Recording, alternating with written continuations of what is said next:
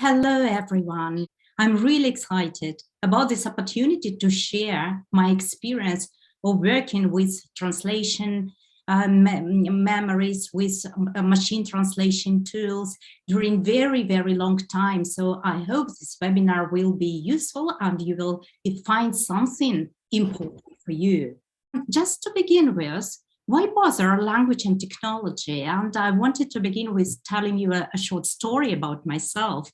Kind of 2 decades ago, when I started working as an English language teacher at the Department of Foreign Languages of the Russian Academy of Sciences. The chief of the department, and Svetlana Mikhailовna, her name was, her first instruction was, never let your students use machine translation during their work and during doing their home assignments.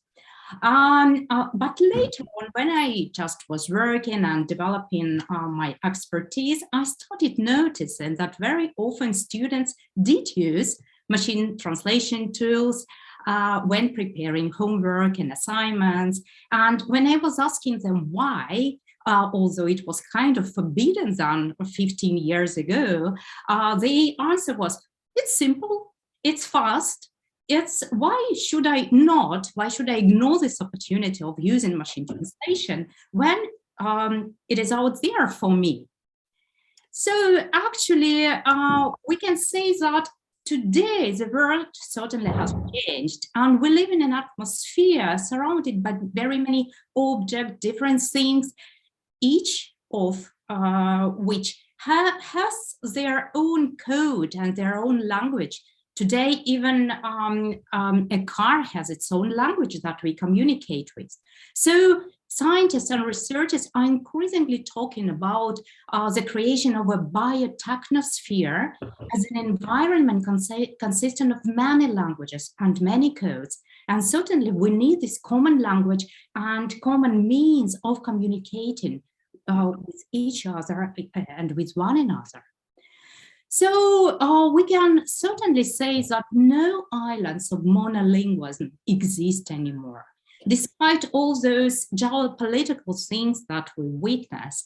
And anyway, today we use common language which kind of happen to be English. And English is kind of used today as a language of science, but we often discuss this question, what kind of English is that?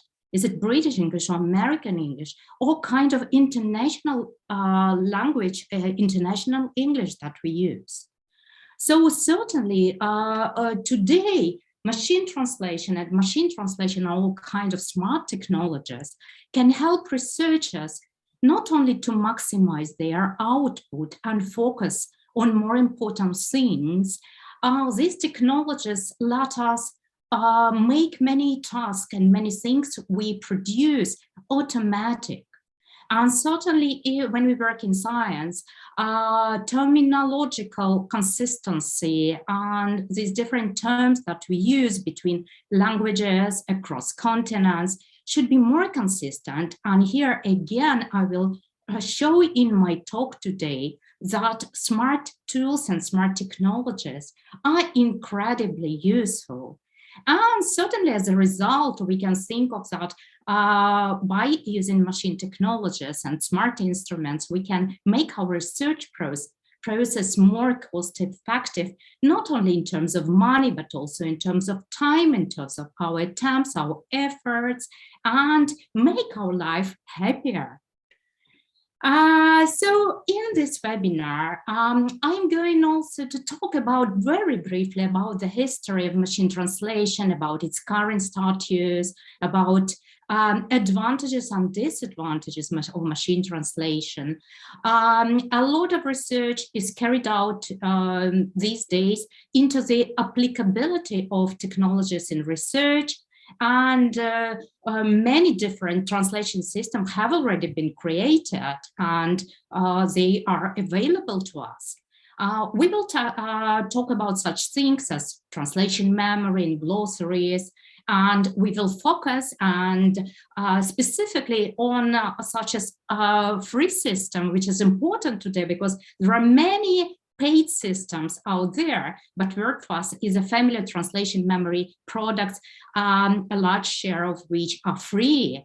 And also we will talk about smart instruments that help us to make terminology use more consistent, to verify terminology, appropriate phraseology selection, and so on and so forth. A very brief introduction about ourselves, because I will be joined by my friend and my colleague. I am Natalia Popova, and my friend and partner, business partner, as Thomas Bivet. He will join us a bit later. We are both researchers, translators. Our small company, a translation company, we are official Springer Nature partners, which is kind of our honor. We've translated for Springer not just hundreds, I think already thousands of articles over the last 3 years. And I am also a Scopus expert and vice president of the Russian Advisory Committee for selection journals to be included into Scopus. And possibly not that very important, both Tommy and I, we are marathon runners. Tommy did 2 marathons in his life in Scotland, and I ran a marathon in Moscow just a couple of weeks ago. And by the way, on my way during this marathon, I was passing a higher school of economics, and I was actually thinking about this place and about this webinar, how I will share at that time, how I would share my energy with you. And Thomas is a fantastic artist. I strongly recommend you to visit YouTube and find some of his songs and translations and some of his amazing performances on the internet. I will share a link to some of his performances later on. So that's just a brief introduction. We are, as I said, we are both researchers, and just most relevant publication. Just half a year ago, we published David Rue, a friend of mine and a Scopus expert, a UK-based researcher, and we were investigating this issue of challenges in machine translation of academic publications. So we published a paper on this topic, and Tommy and I, we co-authored a paper about the role of the English article system. We all know that articles are kind of an endless obstacle to all researchers, Russian speaking researchers, that is. Okay, so some basic terms that we are going to use throughout our webinar, which is important. So first of all, when we talk about machine translation or automatic translation, that's the process of using artificial intelligence to automatically translate texts from one language to another without human involvement, which is important. And also there are some kind of different ideas about whether automatic or automated translation is the same thing or a different thing from machine translation. Basically, for simplicity, let's treat them as the same thing. So a translation memory is a database that stores segments that have been previously translated and have been verified by a human translator. So we use these databases to improve our speed. So a source text and target text. A source text is the original text, and target text is the translation of the source text. So source text, let's say Russian, and target, when we translate into English, this is a target text. Translation units are meaningful text segments in a source language and their counterparts in a target language. These pairs that are created by machines and stored in a translation memory, which are very important. And translators and translation groups, normally they kind of compete to have the larger capacity of their translation memory, the larger number of translation units. Glossary is a repository, and see, of course, there are different types of glossaries, dictionaries, and so on. But when we talk about machine translation, is a repository for general and technical terms used. Okay, so computer-assisted translation, or so-called CAT, or computer-aided human translation, which is normally, again, used as CAT, is the use of technology to assist a human translator. So machine translation does not imply the use of a human translator, while computer-assisted translation means a kind of teaming or a team between a machine and a human translator. So the translation is created by a human, but certain aspects of this process are supported and facilitated by software. CAT tools are different software products, applications that actually promote and assist and again facilitate the process of human translation. And CAT tools today, they provide the possibility to translate various sources, file format, have translation memory databases, or integrate various utilities or processes that increase the productivity and consistency in translation. And now let's come to the kind of the general part of our presentation and our webinar. And this general question, machine translation in science, is it a true friend or a Trojan horse? And questions that people, researchers in this field, theoreticians, practitioners, seek to answer are basically the same. So will technologies ever eliminate the need for translators or even the need to learn foreign languages? Or can machine translation be ever effective without humans?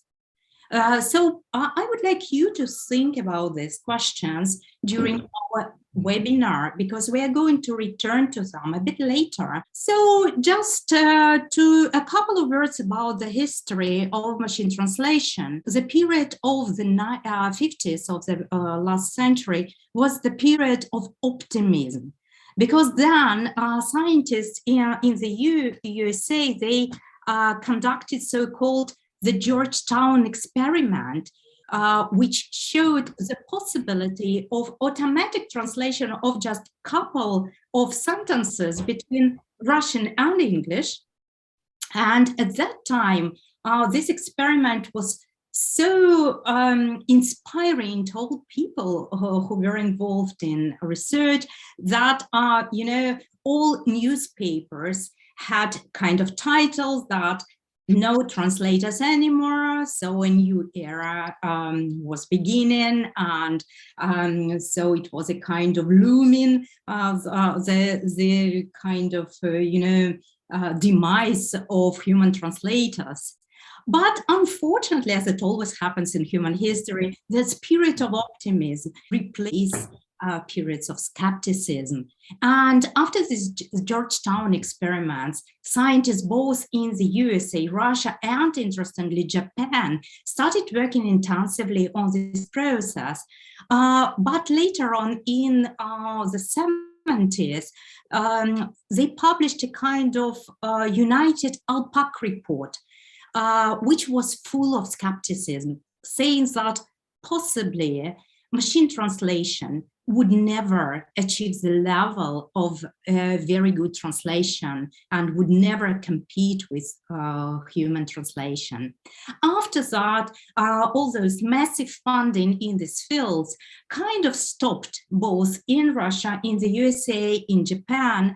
At least they not stopped completely, but anyway, they were diminished to a very minimal sums. So, but just luckily, researchers still continued this research, and another period was marked by kind of resurgence of interest in this field. It was in the 90s or just the beginning of the century when intermediary linguistic representation, when researchers started using statistical methods, not just rule-based, which had been before that, because before that period, machines translated based on rules, so grammatical rules. But after that, they started using statistical methods to let machines analyze statistically the frequency of appearance of one of that word or phrase or combination of words in this or that context. And this immensely increased the quality of translation. And also these intermediary languages that were used between different languages also contributed to this fact. And today we are kind of in this period which is called moderate optimism, and I will provide a link to these articles that kind of review this this history, all this line, what was happening. And so this research is called it the period of moderate optimism, because despite the fact that today a lot of machine translation system and services rely on neural machine translation and computer-aided translation or CAT systems have appeared and are used widely and successfully. Still, there are very many questions that remain, and the major limiting factor is still the quality of translation. So today, the current state is called moderate optimism, as I already mentioned. The machines are extremely fast, and it is not very expensive to produce a translation. But the question remains how reliable these resources and these services are. So what are the main parameters of machine translation quality? And now we are going to look at these parameters together. And today, just after this slide, we will analyze 3 text fragments, machine translated fragments. I used Google Translate to translate these fragments to make a general conclusion. So the first text, I would like you to take a couple of minutes to look at this text. Here is the source text and the target text. Please take a couple of minutes to assess the accuracy of the provided machine translation. Using a scale from 1, which means inaccurate, to 5, highly accurate.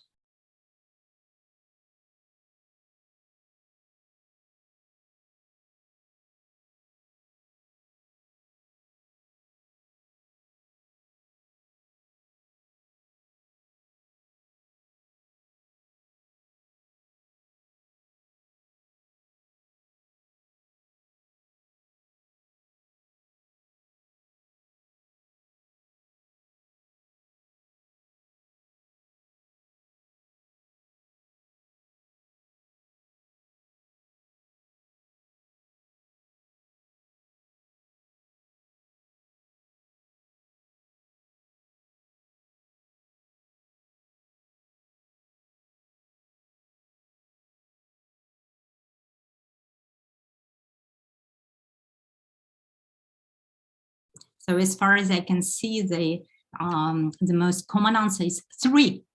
So I hope it is not because you just, to be on the safe side, choose the kind of 3, not. Thomas says, it's reasonably accurate, but the target text can be misinterpreted. 3.8, so closer to 4. So generally speaking, what we can see is that, strangely enough, I tried several times. I don't know why these mistakes kept cropping up.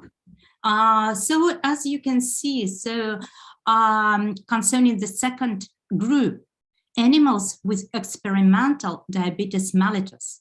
So although it was in Russian, it was first type 1. In the translation, the machine gave type 2. So we see this is a serious mistake because it actually distorts the meaning of the initial text. And so, interestingly, what I've been noticing quite often is that these type of mistakes are quite common types of mistakes in machine translation. And these mistakes are probably the most difficult to find, because you normally, when you edit machine translation texts, you normally concentrate on linguistic structures, styles, and so on. And very often you just kind of neglect or ignore figures, because you think that why is it difficult for a machine to reproduce figures? But as you see, this is exactly what happened with this text. And Tommy, can you also comment your answer, saying that target text can be misinterpreted, although in general it's kind of correct? Yes. Can you hear me? It's absolutely fine. Yes. There are some kind of obvious formatting problems. For example, I suppose there is in the Russian text there are some norms that are different from the English text, and the machine translation has simply reproduced the Russian structure into English. For example, the role of the dash here, we're often talking about dashes and how they how the difference between an N dash and an M dash and a hyphen have slightly different meanings in Russian and English. So I'm sort of saying we've got this comma separated sort of list following the colon, and then we've got this sort of use of a hyphen to separate the ordinal numbers, the first, second, third, with their reference. So I would just go straight away and replace the hyphen with an N dash and replace the comma with a semicolon, just to make it slightly more sort of less ambivalent. Yeah. Okay. As you point out, and there are these problems with numbers. So as you say, the первого типа has been completely, the meaning has been completely changed, because one type 2 is not первого типа, absolutely not. So there's this kind of basic problem here. And then, also первого, well, okay, first, second is correct. So that it got that первая, вторая, first, second, that it got that, but then it kind of lost the logic, didn't it? Yes. So as you can see that although basically this text can be used as a basis for further editing, anyway, we have to be very careful about even checking such numbers and figures, which is important. Okay, let's look at another example. So here it is. So just take 2 minutes to read this text in Russian And my question is to you, can you predict the quality of machine translation for this fragment? And will it be sufficient?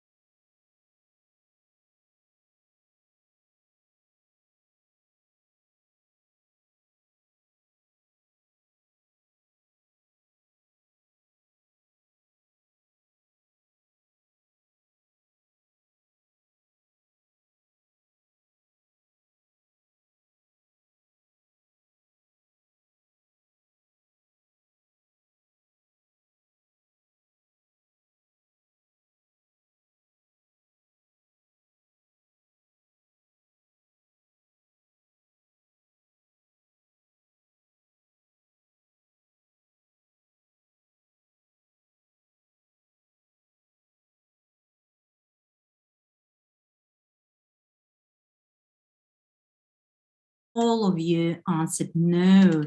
Difficult structure, should be divided into sentences, lots of passive voice structures, and so on and so forth. So if I also wanted, by the way, to mention here that in this webinar, I use only authentic text segments taken from real texts that we work with as translators, both Tommy and myself. I think that in the higher school of economics, researchers do not write in such a horrible style as this text we see. Because you really, the level of researchers in the higher school of economics is so high. But really in our reality, in our practice, we come across such text very often. And at first we were kind of complaining or exchanging messages about how horrible this text, but now we're just take them for granted, because still a lot of researchers continue to write in this logic. So actually, as we can see, that translation of this text even does not provide a basis for further editing, because the original text is so very bad that machine translation certainly makes it even worse. And so as a result, the translator or proofreader or editor would certainly have to turn to the original text to parse sentences for meaning. Unfortunately, quite often we see such situations that researchers submit their text for translation just after Google Translate, without preliminary post-editing or checking. And so certainly this is not acceptable. And it is just several sentences that I highlighted, but I believe the whole text can be highlighted yellow to mark it as absolutely unacceptable. So as the third and the final text in this row, so again, look at this very short fragment, read it in Russian. So do you find this Russian text readable and thus acceptable for machine translation?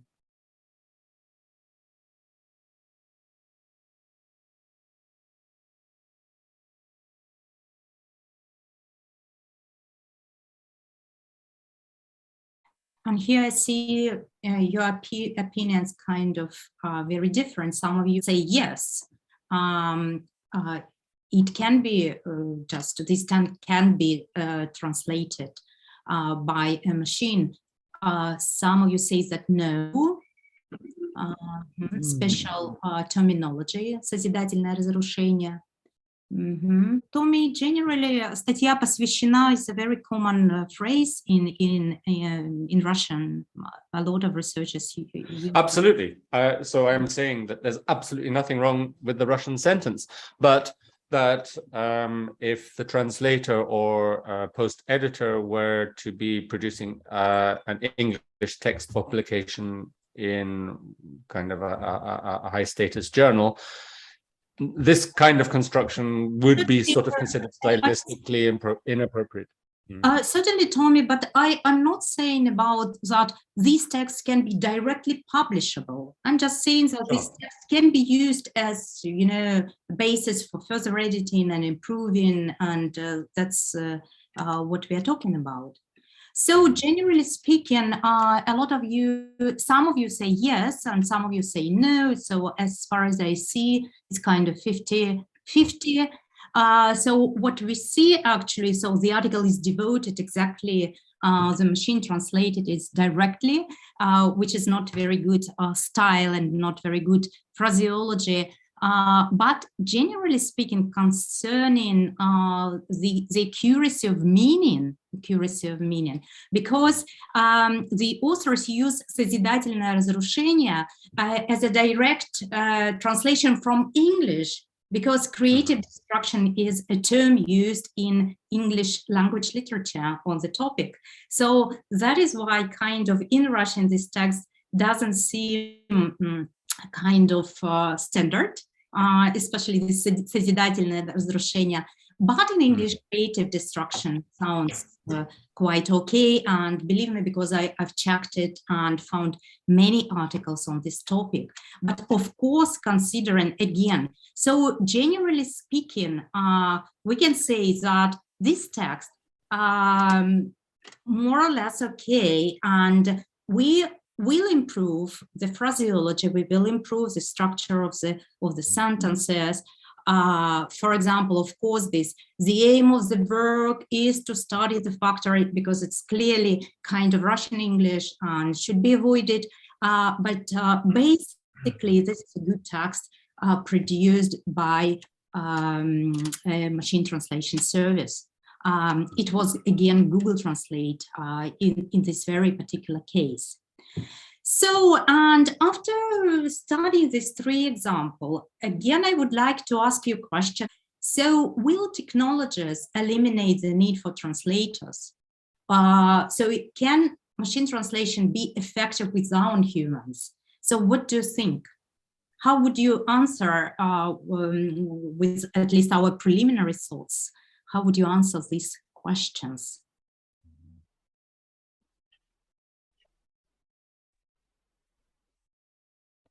We can't get rid of them yet, because the style is still important, and only a human can create art for now. So not now. So Tommy says, I use machine translation to communicate with my Russian wife in Russian, post-edit the Russian before pasting it into Telegram. So basically, we can basically distinguish two major directions. And today, when we talk about just browsing or gisting purposes, about this kind of not very important communication or reading highly technical documents, certainly machine translation can be used successfully without further editing. And as a result, we see those translators that kind of have provided word-for-word translation have lost their jobs. So this is kind of our reality, is that today we are not talking about real translators, but we are talking about editors of machine translation. Interestingly, isn't it? And for publication, but when we talk about high-level text, about publications, about research works, about some documents and texts that really contain very important meaning, post-editing is indispensable. And here we will apply different level of post-editing, from minimal just to tighten terminology, or sometimes substantial, changing sentence structures. And that is why today translators' work implies editing, as I already said, rather than pure translation per se. And I think personally, I hope you agree with me that the possibility of kind of replacing human at all in such fields doesn't seem kind of very realistic.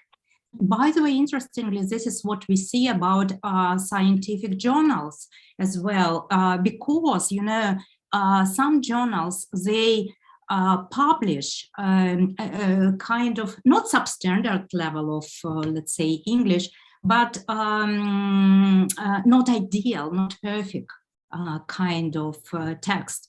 And they normally write this note that we do not bear the responsibility for the quality, so the linguistic quality of text. By doing so, they would like, the editors of such journals would like to provide equality among researchers. But again, we are now kind of, we will see how the situation develops and what we see in the future. So what are the factors in machine translation quality? We certainly see that the quality of the source text remains to be the major factor. And so if we like machine translation to provide, and machine translation services to provide good text, certainly we have to first improve original text. Then the use of international terminology. And here such specific areas, scientific areas, especially, by the way, in the field of humanities. For example, lingua culturologia, and we will see later, and we will try and translate lingua concept into English, because such areas over years, they have developed their own terminology in Russian, which is not always consistent with that accepted in English. And so as a result, it produces a lot of problems. Of course, absence of metaphors, wordplay, and idioms. And just an example, I remember I got this article which has this title «Верхи не могут, а низы не хотят», which really kind of, you know, created very problems for me as a translator, because I even got in touch with the author saying that, you see, if I translate it as it is, so nobody will understand. And anyway, even if they understand, they need this Marxist ideology to understand the meaning of your phrase.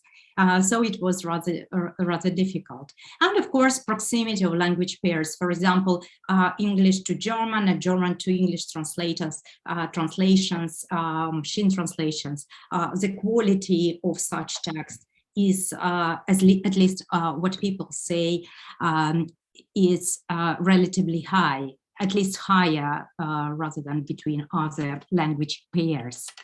So let's look at these major machine translation services, many of which you certainly know. These are Google Translate, Yandex Translate, DeepL, Amazon Translate, Sistran, and some of these services are paid.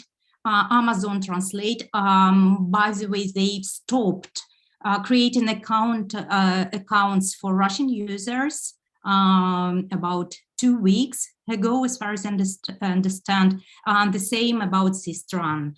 But anyway, these are paid services. They provide a free trial, but after that, you're expected to pay for subscription. Certainly, interestingly, that all these services, they have very similar interfaces. Generally speaking, at a first glance, it is difficult to distinguish between them, whether it is Google Translate or Yandex Translate. So very similar interfaces. What I wanted to attract your attention to this DeepL translator, which is becoming and gaining in popularity in Russia. A lot of translators now say that, oh, I use only DeepL and I'm not interested in other services.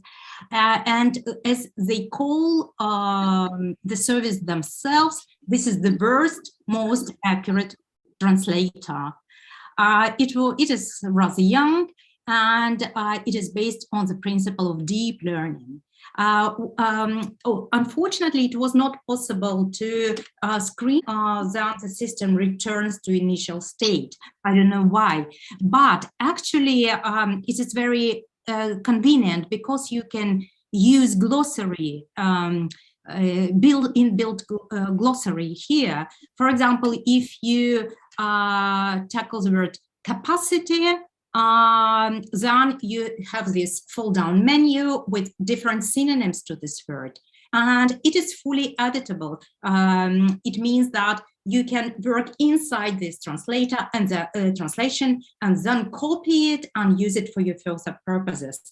Unfortunately, not many people know that DeepL has some kind of limit on the number of characters that you translate. So if you translate very many texts, at one point you may face this problem that the system says no free translation anymore, which is really really bad. But anyway, DeepL is a good translator used by all over the world.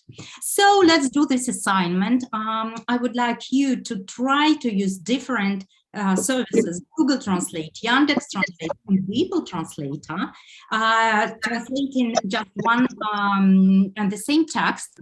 Here it is, and you have this text in your handouts.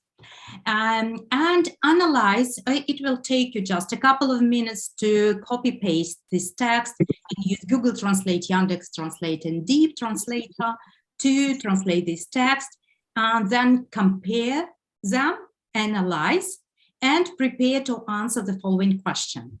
So which of the three services provided the most accurate translation in terms of meaning?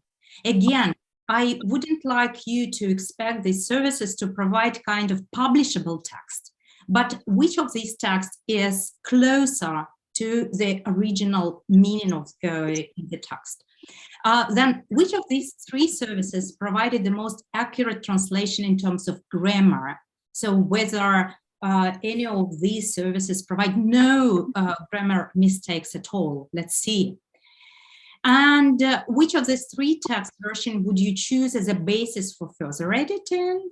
And which of the three services was more pleasant for you to use in concerning navigation, speed, whether you like the design and layout, and so on.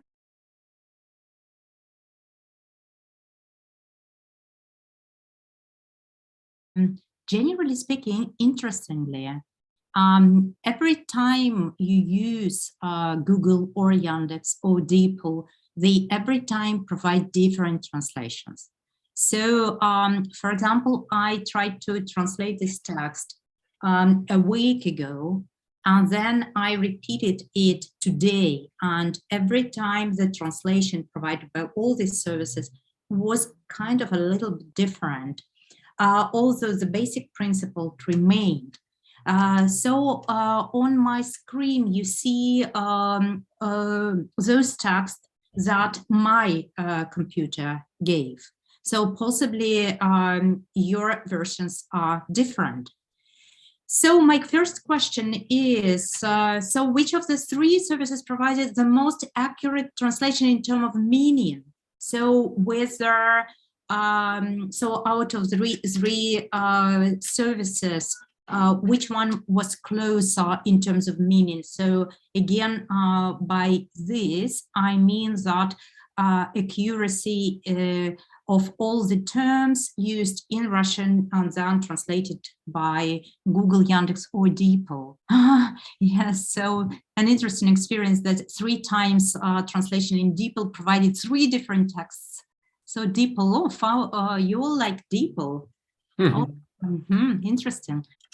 So generally speaking, to me, you know, in terms of meaning, they are kind of more or less the same, because all the say depths of relaxation or relaxation depths or depths of relaxation in DeepL, again, in my case, you might again have different versions.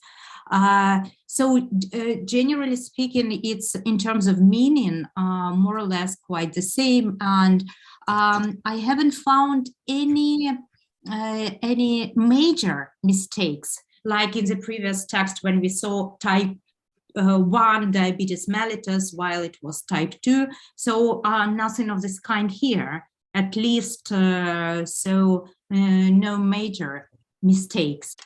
Well, and so here it is about grammar. Which of the three versions is better in terms of grammar? Interestingly, that all these three services, they still have grammar mistakes. So generally speaking, this is what we can expect from machine translation today, that at least grammar can be, used correctly. And so because anyway, this very basic level of any machine translation service is rule-based. So it is strange to me why still they make mistakes. Question 3. Which of the three text versions would you choose as a basis for your further work and further editing?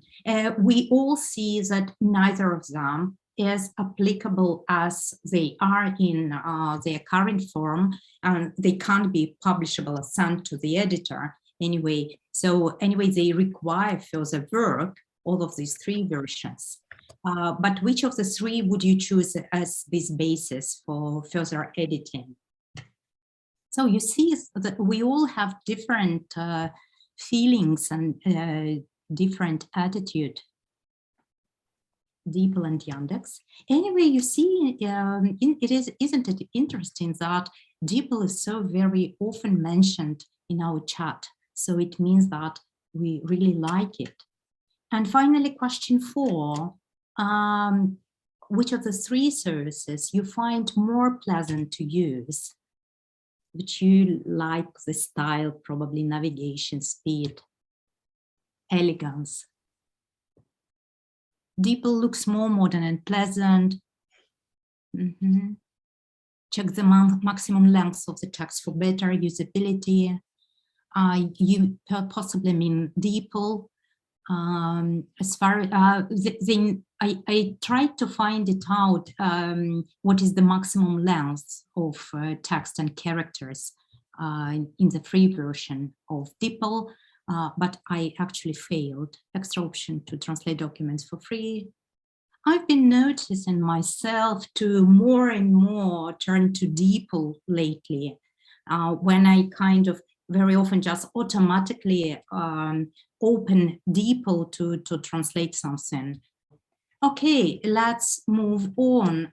So as far as I understand that certainly, just to summarize, according to our discussion, it seems that neither of the three versions is perfect. And we still need to apply our linguistic expertise to make up for shortcomings of all these systems. And this is exactly concerning this text, because if you look at Google or Yandex or DeepL, my versions of translations, those are just a few things that I marked yellow. There may be many more that need additional work. For example, as you see at the end, that very typical mistake especially for Russian users of English, is that to use an infinitive after allow to intensify. And interestingly, that in my version, in my translation, DeepL provided the worst translation out of 3, because it contains so many mistakes. Allowed to intensify, allowed to draw an objective conclusion, which seemed really strange to me. In this particular case, again, with every text, it can be different. But in this work, also, I like DeepL, but interestingly, it provided the worst translation. And we also see this foodstuffs, or some other phrases, some strange, and even adygeyski syr, translated ayan, cheese. All the Google and Yandex provided adig cheese. Well, so as already Tommy mentioned, that he preferred Google because it makes it possible, which makes it possible or allow us to draw an objective conclusion, because at least they didn't make this particular mistake. But anyway, neither of these three translations is ideal. So, and here you just can see that Google version and the version that I edited, and that was published, by the way, successfully in an international journal. And certainly, since we have native speakers of English here, they might find additional stylistic things in my edited version. But anyway, you just can see how many work and how many correction I had to implement here to bring the text to the required level. First of all, I certainly changed the article discusses. I preferred to bring some kind of personal pronoun here. In this paper, we present a methodology, and certainly the quality of food products can be just changed into food quality instead of additional and unnecessary things, and so on and so forth. And my research also produced that very often it is not in scientific papers, it's not adig cheese, but Circassian cheese. At least this very term is mentioned much more often in scientific papers about adygeyski syr rather than adig cheese. Although a simple Google search, they give lots of hits for adig cheese. But if we investigate scientific databases such as Scopus or Web of Science, Science Direct, they have no references to adig cheese, but have lots of references to Circassian cheese and so on. But anyway, I would like just to demonstrate that all the machine translation can serve as a really good, a helpful basis for further work. Anyway, it very often requires even as simple text as it may look, as this very particular text, still very often they require a lot of linguistic expertise to work and to improve these texts. Well, and now I am happy to give the floor to Thomas, my friend and my partner, who will share his experience of working with WordFast Anywhere. Tommy, are you here? I'm here.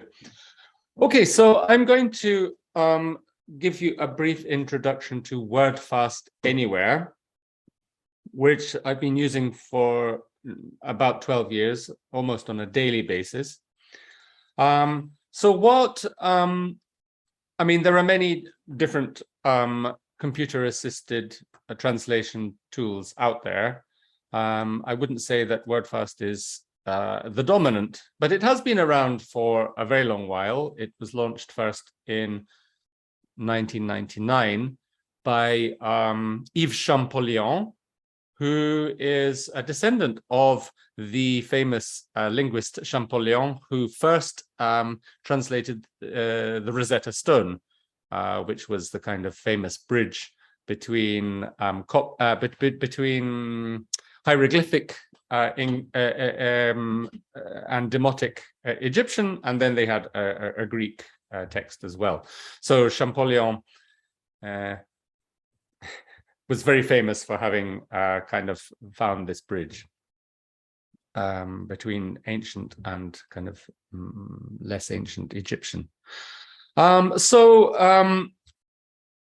I came to WordFast Anywhere mainly because the most of the other computer-assisted translation programs didn't really run on a Mac, and I thought, well, I don't want to kind of buy a Windows computer to become a translator. And so I kind of looked around, and I found that WordFast Anywhere, which runs in a browser, and well, I've been using it in Chrome since the beginning. It's kind of a better way to work, really, because you do all your research in your browser these days, right? And it kind of just makes sense to have your computer-assisted translation tool also running in the browser. At least that's what works for me. So what's good about WordFast Anywhere? Well, the best thing about it is it's completely free. And many of its competing products, which are arguably just as good, are not completely free. So if you want to kind of get into computer-assisted translation, WordFast Anywhere is a really good place to start. It's been going for at least 12 years, and it's stable. And there's an online forum that you can join to help with any questions. But there are very few questions because it's a very stable platform. So I don't know how many of you are already familiar with computer-assisted translation, but let me quickly take you through the concept. Basically, it's structured around a translation memory. So I'm going to show you what the actual translation memory setup looks like. So if you can see here, I'm currently in the RUEN translation memory. And over the years that I've been working with it, I have translated 203,491 sentences. And many of these sentences have been, I should say not sentences, but segments, have been translated working with Natalia Gennadievna and our other colleagues. But as you can see, I've got some other languages. I actually started with German English, and I spent several years mainly translating German to English before I moved to Russia. And some other languages here, Slovenian to English, and French to English. And actually, some of these French to English segments were me translating the original WordFast manual from French into English. And you can still see my translation on the website from 12 years ago, some parts of it. Over on the right here, you can see that there are glossaries. And again, because we mainly use this platform for translating here in Russia from Russian to English, you can see that we've got a large glossary of Russian to English, over 29,000 entries. So these have all been manually made mainly by me or by our colleagues. So how does it actually work? Well, you upload a document into the workspace, for example, like this. You choose a file, which can be, for example, well, you can see that basically you choose a file from your local computer. Let's say it's a doc file, a Microsoft Word. You upload it into your workspace, and then let's open a document, and this is kind of what it looks like. So it has been broken into segments. You can see that I've already translated some segments, and you can probably see number 448 is the last segment that I have translated. Как только что было сказано, она состоит в нашей уверенности в том, что не существует беспричинных событий. You can see that I've actually added something to this segment, which wasn't in the original. I added everything happens for a reason, which wasn't in the original. But I felt that this was an explanatory, something which was kind of necessary for the text. Let's go into the next segment, which I haven't yet translated. And you'll see that, sorry, there we go. You'll see that up at the top here, we've got two machine translation contributions, let's call them. One from My Memory, which is a free service. It kind of appears with WordFast Anywhere. And the other one is with Yandex, which we had to actually do quite a bit of coding. One of our colleagues in Moscow found somebody to help us with this, to kind of make Yandex work with WordFast. I can quickly show you how the MT works. So basically, you've got a list of engines, Google, My Memory, World Lingo, which is pretty poor, to be honest, and Custom Yandex. So Custom Yandex is our coded solution, which makes a special code to go to Yandex and get the translation from them. Of course, all of this can be done manually, but it's really nice to have it appear in the, as a kind of suggestion. So here we have a rather complex sentence, and we can see that, well, let's go to the Yandex version. It's generally better. We have already noted that the cause can be understood as an event, the accomplishment of which, with necessity, that is, you see, so it's already problematic. So what are we going to do? We're not going to be able to accept this segment given to us by either My Memory or Yandex. So we're going to have to parse this sentence ourselves. And so this is where I find really, yes, machine translation is helpful because it sort of breaks the back of the exercise. If you've got to start from, you've just got to literally translate the whole sentence. And then after you've literally translated it yourself, you have to kind of edit it so that it's going to read okay. So I find machine translation is a research tool. It helps us to use our brains a little less for these kind of mechanical exercises and more for the sort of, okay, what does it actually mean? What is the author actually trying to say?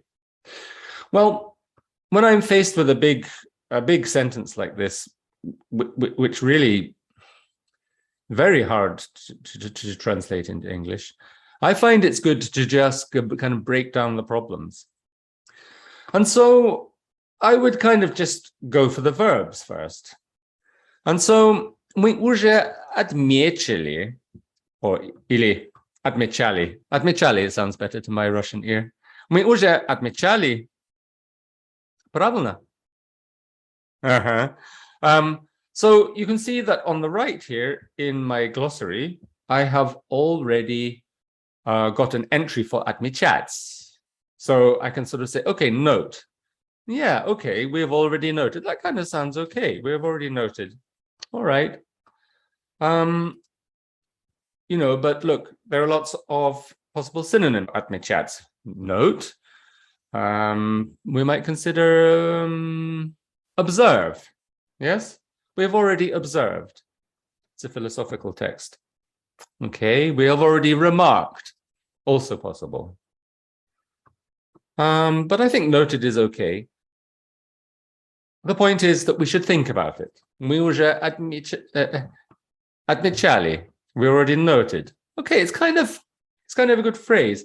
Why not add the phrase to the glossary? You can. like this. I wouldn't normally add a whole phrase like this, but there's no reason to do it, and especially because it gives us kind of time to think. But maybe we want a second opinion on this. Мы уже отмечали. I guess you can see me going through different tabs, can you? So we can kind of go to multitran for this, just as an exercise. Мы уже отмечали. Multitran is great for breaking it down. Мы уже. You see, it's not really a phrase, мы уже, but we've gone ahead and it's kind of useful. Okay, not to us right now, but useful to see that Multitran has even bothered to record мы уже. Anyway, we're just going to keep мы уже отмечали, we've already noted. Let's add it. Что под причиной можно понимать события. So here we can see that the machine translation has been quite good. You know, под причиной можно понимать. You would expect it to say under cause can be understood, but no, it's already kind of produced a reasonable English solution. The cause can be understood. We don't need this under cause. The cause, but the cause here, well, doesn't really work. The cause, we don't, that, it doesn't really work. Pod причиной. So let's look at pod причиной and see if we can analyze the phrase. I'm going to go to, so I'm going to add it to the glossary. Okay, Multitran doesn't have it. So, what to do? That cause can be understood in terms of an event. Maybe that sounds a bit better. And what I'm really showing you here, if you hadn't already used these kinds of tools, is that it creates a space for thought and it creates a framework for research. And so what we're using machine translation for here is not to save us the problem of translating, but rather to create a space for thought. This sentence is really, you know, would normally take me half an hour to translate, probably. You know, because we really need to go into it. We really need to consider what the author is trying to say. But the cause, well, it's not so specific. That maybe причина is actually closer to causality in this context, right? In terms of, now, what are we going to do here? In terms of понимать события, an event, maybe. So the point is that we get sentences like this that machine translation really cannot solve for us. So the question then is, if machine translation can be used to help us to work it through. In my opinion, it can, but not without many other research tools, which are simply connected with the meaning of words and phrases in languages and how to transpose them between each other. I want to just show you this question of especially the use of the glossary in a translation process. Let's try to find a phrase in the Russian that is likely to have an English equivalent? For example, do you think that непосредственного восприятия is going to be a phrase in in multitran? Let's have a look.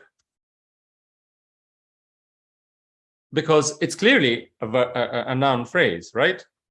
In the genitive case. So there's often an equivalent. Let's see. There is. So непосредственное восприятие, we've got quite a few hits for sort of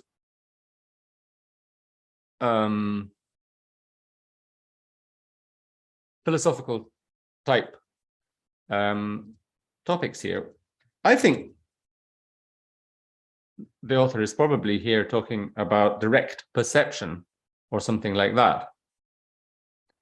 So we're going to put the noun phrase into the...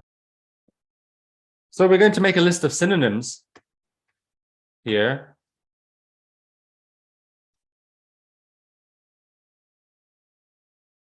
Now, intuition.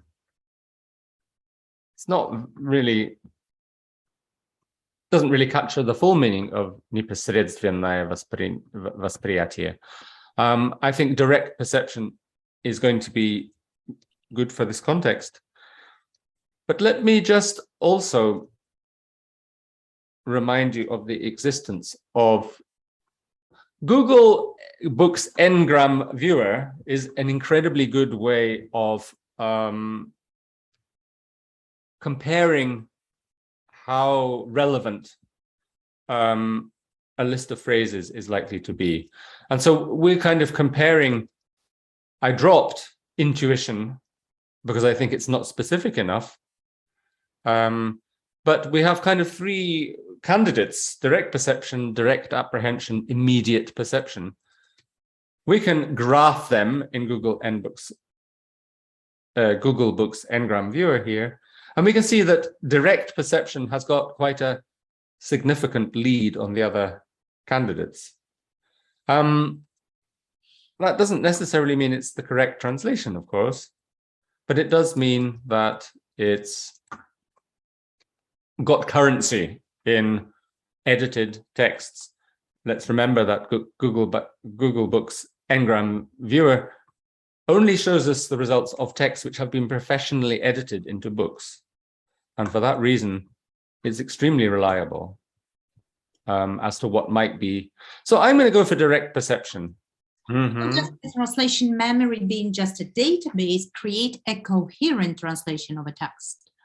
How does the translation being just a database? Yes, the answer is that, of course, it doesn't. But if you are going to be working as a translator all day, every day, which I have been for many years, it's going to be very helpful to you to have a workspace which is very consistent. And translation memory is not actually all that useful in itself. All it shows you is sentences that you've translated before.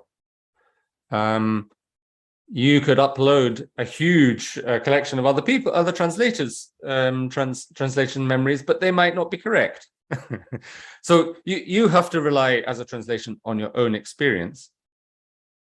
So the answer is it doesn't create a coherent translation of a text, but it does provide you with a safety net so that if you have translated text for this author before, which often happens, or you have translated texts in a related topic before, it can be useful. And it will certainly help you to, for example, avoid, well, translating the same thing wrong twice. Because if you made the mistake once, you won't make it again, because your translation memory has kept it. But it's true that the translation memory itself is not all that useful. I quite agree. And the second as for the question about the glossary.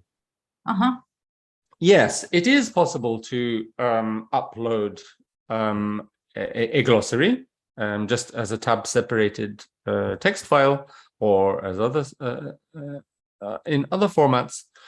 But it's best to generate a glossary organically through work. And this is why there's not really a substitute for experience as a translator. The more experienced you are, the better you can translate. And the more specialists you work with in a team. And I wanted to, before I go, I wanted to quickly show how WordFast can be used for teamwork. I'm just going to close this segment and point out that here our Russian translation memory can be shared between different translators. So here are our current collaborators. I better, you know, for their, but the point is that you can share your glossary and translation memory with other translators who are contributing to the same project. And that's also very useful. So they can add to the glossary, but more importantly, they can benefit from the glossary that's already been prepared over years. And that creates better consistency, higher quality over time. Well, I hope this has been a useful presentation. Can I answer any questions possibly? Just possibly just one question. You've mentioned that WordFast is particularly helpful for professional translators and those who work kind of in a team, in different team projects. But as I know, some researchers use WordFast for their personal research work because they consistently use the same words and the same phrases throughout their papers. So do you think WordFast can also be useful for individual projects and the individual researchers? Well, absolutely. And I'm actually using it for a personal project here. I'm translating a book by Vasiliev, Russian philosopher, for my own research interest. This is not a professional job. What I would wonder, though, is why a researcher would need it. I mean, a researcher who is Russian and writing in Russian and publishing in English, yes, it can be useful. Mm-hmm. But whether it would be hard to say. It's hard to say. If your aim was to research in your mother tongue and publish in your second language, I think it could be useful. Okay. So, Tommy, thank you very much for your useful presentation. The next part of my presentation, and I will certainly continue the ideas that Tommy has just mentioned about, and I will focus on terminological and terminology verification in my work. Tommy has already covered some problems with machine translation, and as I already mentioned earlier, that TM quality and terminology probably at the moment is the major limiting factor of TM quality. So, and the main problem is ambiguity. And certainly we can see that different words and different cultures have different languages. Machines can't keep up with languages, with their development of languages, with their changes, with their cultural, because our culture and different cultures endlessly produce new context, and it is very difficult to make sure that you use the right word for that. For example, you see this word beam, which has three different ways: is balkal, or puchok in Russian is just one example. And so I would like to propose an algorithm for searching and verifying terminologies in your research work when you work with either WordFast or some other translation machines. So, for example, we need to translate this term V-образное хвостовое оперение летательного аппарата. So I come across this term in one of the papers that I translated. So my first step would be to turn to Multitran. Tommy already mentioned how useful this research tool actually. But Multitran, as always, produces many different terms like V-tail unit, butterfly tail unit, and so on. So my next step would be to go to Ngram Viewer. So here, and to analyze the use of different words. And we will see that based on many entries from books from different universities, Ngram Viewer produced that detail possibly is the terms that we need to use in our research. So, but this is certainly not the final stop, because we know that it still cannot be reliable. By the way, Ngram Viewer has been very flexible among researchers in sociology. If there are sociologists among us, I'm sure you've come across many papers where Ngram Viewer was the major research instrument for discovering the trends in different ideas and so on. So certainly this is not enough. Then I go to either Google Scholar in this particular case, or Scopus Web of Science, and I normally use different resources to see whether I find detail in different research papers. And so you see that for example, Google Scholar produced about 5,000 articles where this detail phrase is contained. I will also turn to Wikipedia, because sometimes it is very useful as an additional verification tool. And wow, I see that detail is widely used, and there are even different images that prove and support my idea of the whole construction of what I'm translating. So this is kind of, again, returning this basic search and verification algorithms for to make sure that your translation of a particular term is the correct one. One more assignment, and I would like you to find, using this instrument, the correct translation for these four terms: аэродинамическая труба для испытаний, реанимация, лингвоконцепт и северный коэффициент. I suppose we can take just three of them: aerodynamiczая труба, реанимация, and lingua-concept. So, but make sure that you use not only Multitran, because it will provide several different terms, but also different other instruments to make sure that this is the right terms that you will use in your research paper. And I already have some first answers. Tommy provided an account, a link to WordFast Anywhere.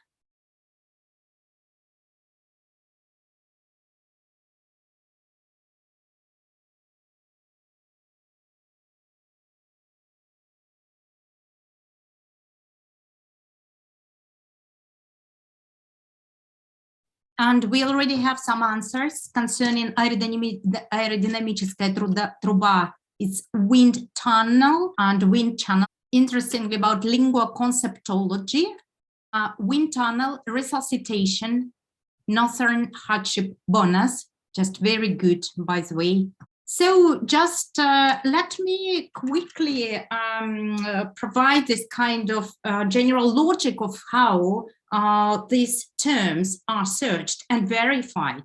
So first step would be about aerodynamическая труба. Of course, the first step is Multitran, which normally provide wind tunnel, wind channel, and so on and so forth. About 5 different options normally it provides.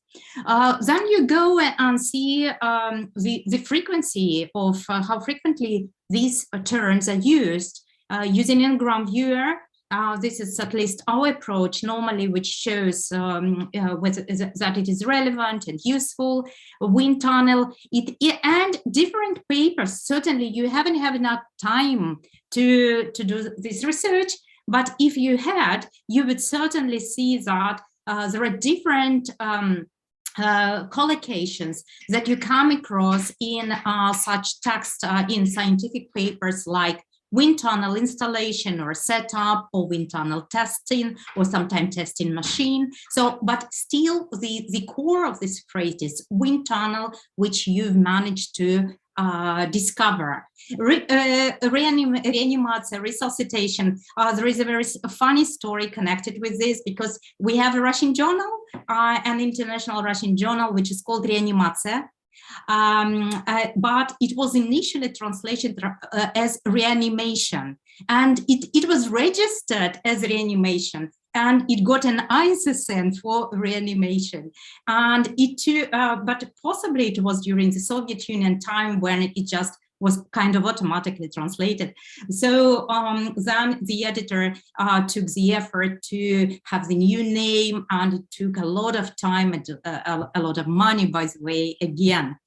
So generally speaking, lingua concept is another difficult term to translate, because if you just use lingua concept, you normally would require additional explanation if you target international audience, researchers who might not be acquired and who might not be used and may not be aware of this term, which was produced in the Russian context. So this is the same with Severny coefficient. Again, it is our reality, and it was, this term was produced in our reality. And normally, when you first use such term, you would need to use additional explanation, like Tommy, by the way, used in his translation, and he demonstrated it in his free TM.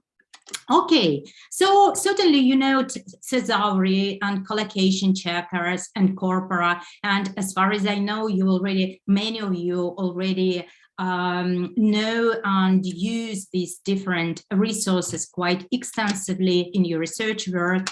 And certainly it is just the word as one collocation checker, which is very simple to use, very simple. For example, you can use the word property and see how this word is used and what collocation, for example, possess property, remain property, buy, and so on and so forth. You can choose the one that you find most appropriate. And at this point, I'm going to round off my presentation and to summarize, wrap it up by saying and making some main points. So I hope you agree that machine translation, our true friend, who must be carefully watched all the time. And today, machine translation can be used for browsing and search purposes, and to convey the general gist of a paper without human editing. But certainly for publication level purposes, professional editing remains indispensable. Machine translation is good in those subject areas where standard vocabularies and standard publication formats are used, which is very useful. Certainly, Thomas demonstrated a paper in philosophy, which would be difficult to translate both for a machine and for a human translator as well. But for the foreseeable future, it is highly unlikely that machine translation can be used without human involvement and participation. So this human-machine teaming seems to be the best solution for high-quality scientific translation. And machine translation services are not only translation tools. This is what we have to understand and realize. These are research tools. And actually, while Tommy was using his free time service to translate, actually, he was doing research while working on the text. That's important. Today, these services function as dictionaries, language corpora, thesauri, and many, many other different tools. And of course, high quality, clear and communicative science, writing and editing in the author's native language will remain the foundation for machine translation for the foreseeable future.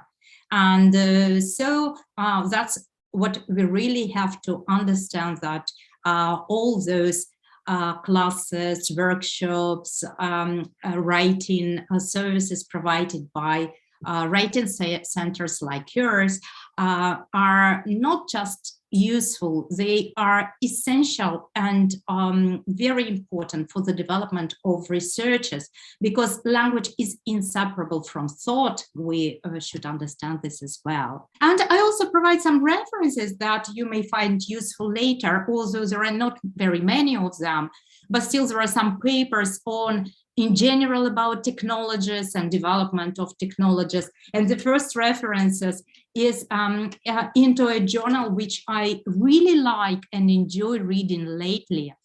This is Technology and Language. This is a journal from St. Petersburg, and that's they publish very many interesting papers about this division, and sometimes all collocations and things and between different things. So some of our Russian researchers also turn to this problem of using publication purposes, about translation memories, about translating academic writing, human versus machine. And so you can use, and if you find them useful, if you want to develop your understanding in this very field. And by this, I would like to again thank you, and I appreciate your time, and I appreciate your participation, and good luck with all your projects.